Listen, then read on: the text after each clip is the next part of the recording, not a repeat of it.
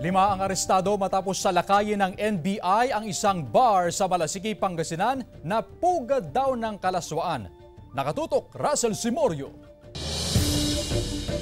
Sinalakay ng mga kawani ng NBI Dagupan District Office ang isang bar sa Barangay Poblasyon, Malasiki, Pangasinan na pugad umano ng kalaswaan. Nag-aalok umano ng panandaliang aliwang bar sa kanilang mga parokyano. Nagpanggap na customer ang isang undercover agent ng NBI at inalok siya ng umano'y bugaw na bibigyan siya ng babae sa halagang 2,000 pesos. Nadiskubre rin ang 4 na kwarto sa loob ng bar.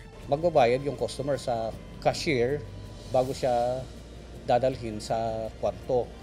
They will spend mga 3 hours doon sa kwarto.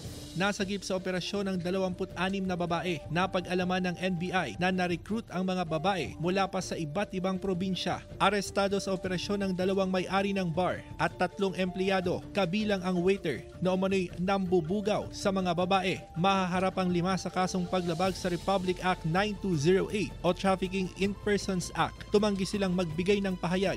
Ito ay mabigat talaga na kaso.